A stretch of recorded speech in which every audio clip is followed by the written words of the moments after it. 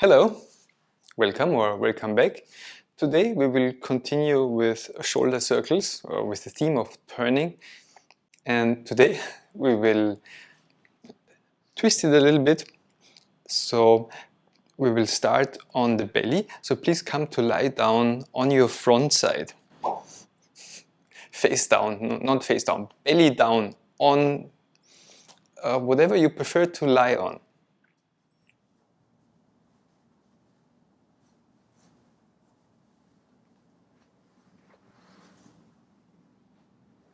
So please come to lie on your front side with the head turned to the right. So maybe this is not your favorite head position just yet, but try to turn the head at least a little bit to the right and have your legs long and your left arm next to you, down, left hand next to your pelvis, and your right hand standing on the floor, which already lifts the right shoulder a little bit, so the right shoulder can actually support the neck and support the head in its turning, being turned a little bit or more, whatever is comfortable for you at this time, to the right. And our first movement, so we go straight into the first movement, is to push with your right hand against the floor or to exert pressure against the floor, like you would push a door open in standing, or you will push anything. So, but in this position we push the floor, and the floor of course is more massive than we are, hopefully. And so when you push against the floor, it's not the floor that yields, but it's your right shoulder that yields, is it? So observe that. The more you press against the floor, the higher the shoulder probably lifts away from the floor, but it's not lifting straight to the ceiling. So it's not a one-handed push-up, but it's a turning. So it is a turning. The shoulder will turn when you push. So a couple of questions. When should we take the first break? Anytime you like. And second question, where would you have to put your hand in order to make that a good push? Where do you have to turn your fingers to in order to make that a good push? Should the fingers point away from you? How far need the hand to stand away or underneath your shoulder to make that a good push? So feel that. And so part of why these lessons work is because it improves your ability to sense and to feel, so to gather information and to use that information. And often we don't have to even use it consciously, just to put ourselves in like we want to see something, and the moment we see it, we know what it is. So it's not that magical, and we just apply these things in movement. In order to feel something, we need to put ourselves in a situation where we can actually feel something, sense physical sensations and feelings maybe that come along with it. So that's the first movement. And you can also observe how you assess, how you gather information, how you try a movement. Are you very stressed out about it, or do you have like a calm way to go about it? What is your way of exploring a new situation, a new movement situation? So maybe that's also today's philosophy class. Then the second movement, maybe a short break. How would you pause in this situation? Because you could come back onto your back, but that's a big movement. So let's continue with the second movement. Stand your right hand again next to your shoulder or underneath your shoulder, in front of your shoulder in this regard, and push against the floor so your shoulder lifts a little bit, and this makes your chest roll a little bit, and maybe this helps your head to roll. So that's the starting position. Being propped up a little bit with your right shoulder, propped up like a tent, yes? So keep that pressure and roll your head a little bit to the left and to the right. So you could think of your nose coming closer to the floor or further away from your floor, or you could think of your ear rocking over the floor. A nice little rolling movement of your ear or your left cheek, your left temple. And whenever you need a break, take a break. But that's the second movement. So a movement of your head, a rolling of the head to the left and to the right. Independent from your shoulder, largely independent. And then take a break again.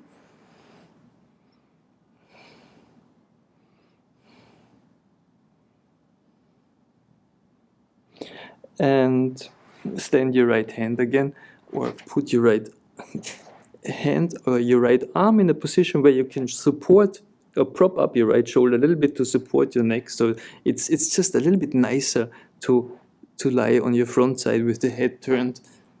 You could even put like a pillow underneath your right shoulder instead of your arm, just to try to make yourself comfortable in this position. And the third movement, the next movement, so for this, please bend both knees and have the knees comfortably apart or close to each other. You can lean the feet against each other. Move both feet to the left towards the floor, or let them sink towards the left so that your right foot could slide down your left lower leg just a little bit. So allow your feet to move to the left. And for me, the movement stops at the couch. So it's not a big movement. It's just a small movement. Small movement is enough. But when you do this a couple of times, so there's a lot to observe. And one of the things you can observe is it's a small rolling of the pelvis, just like we rolled before the head. Now the pelvis is rolling. Isn't it? So the pelvis is rolling when your feet tilt over towards the left. Let's split this up, this movement a little bit. Extend your left leg, so just rest your left leg on the floor and continue the same movement just with your right leg. Actually, the whole leg, so yes, just the right leg. And you will feel your right upper leg, your right thigh will roll on the floor. When you move your right foot towards the left, towards the floor on the left, and your right, so that's a movement in the hip joint. And at some point, it's not a movement in the hip joint anymore, but also a movement in the pelvis. So the pelvis will roll, and when the pelvis rolls, of course, the pelvis is attached, needs to be attached to the lower back, and the lower back is connected to the rib cage. It's a kinematic linkage. So try to feel that, and you can always help with your hands to feel. So we are dexterous with the hands, we can feel well with the hands, and you can feel this little rolling of your pelvis. As a response of tilting the foot. So it's not rolling the pelvis in the first place, but which you could as well. So it's an exploration. So next, a little variation, change over the leg. So just rest your right leg and bend your left knee and continue the same movement with the left leg alone. So the left foot towards the left, which rolls the left upper leg on the floor. And is there the same movement in the hip joint? Is there the same movement in the pelvis? So maybe it's different on one side into this direction, so which is interesting. There's differences, something we can observe. This child is like that child is like that. They don't like to eat the same things, they don't like to wear the same clothes, even if they're in the same situation, but it's a different situation, the left leg to the left or the right leg to the left. And then return to the third movement, bend both knees again and let both feet move to the left again and see how that has changed. So as we started with both legs together and then did each leg separately and now both legs together, and maybe you can observe, wow, this is almost like a different movement. This has changed a lot. And then extend both legs again. And it would make sense to take a rest on the back. Would be totally reasonable to take a rest on the back.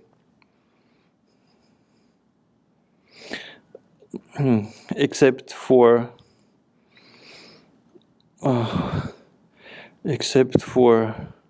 when you're too lazy, like I am now. Should we do a rest on the back? Okay, let's do a rest on the back.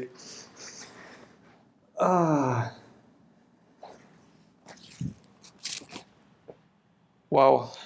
Okay, and when you're resting on the back, feel the after effects, how the left side is now different than the right one. Do I even want to be different? Do I want to feel these things? Do I want to feel myself?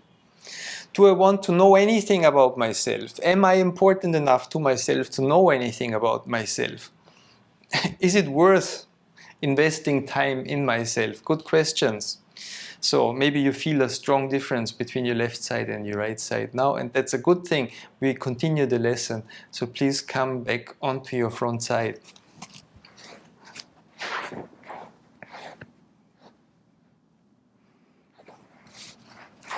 With your right hand standing and the left arm down, and we will do one more movement number 4. So the head turned to the right as far as possible, and maybe that has changed already for you, how far or how nicely you can lie on your front side with your head turned to the right. So lower your head in the sense of as you would like to look to your right foot. So bring your nose, that's the movement, the nose closer towards your right foot, or if you prefer this as a function, look at your right foot. And return into the starting position. So you can lift your head a little bit and then lower your nose towards your right foot.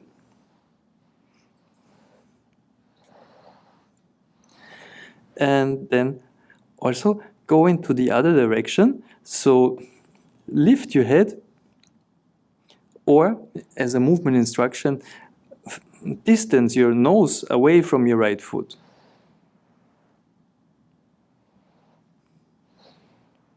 So it's just the opposite direction of before. And then also combine these two movements to lower your head and to raise your head, all the while your head is turned to the right.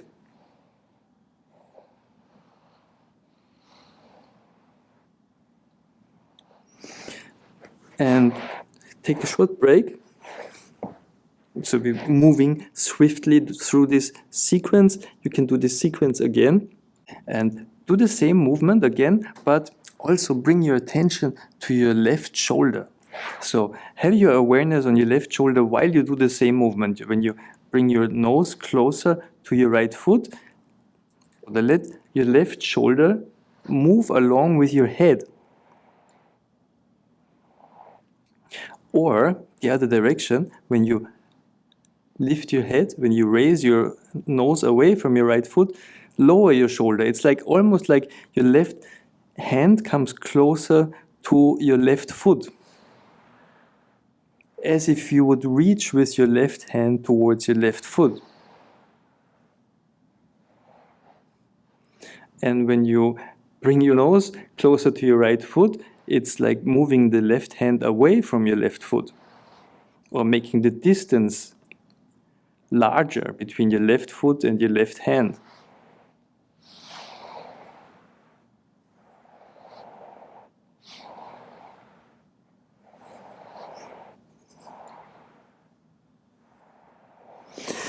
So that's a lot.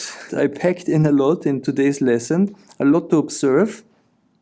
a lot to play with. So if you take a last rest on your front side, how are you resting on your front side now? How does this feel like? And then as a last movement to wrap things up, come into the starting position again, the position we started with, just the right hand standing, the head turned to the right, and just push your hand against the floor and see what you can notice now, or how that movement has changed. How much your head rolls together with your shoulder, how much your pelvis rolls, how much everything participates, how is the kinematic linkage, how does everything play together, how comfortable is it, or not comfortable still, but maybe there is an improvement in lying on the floor with the head turned to the right. What has changed? What has improved? What have you learned about yourself and these movements?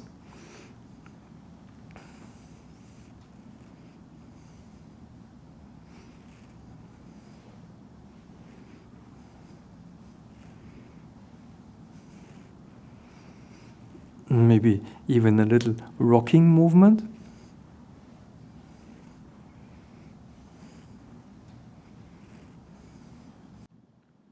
And then a return onto your back.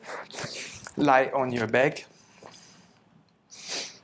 Feel to feel the hugely different sides.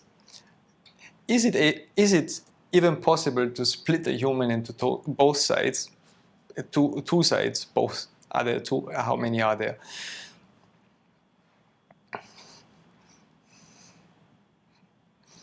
And then please come up to stand. We finished this lesson. My God, what a fast lesson. Come up to standing and we will see how it feels like in standing.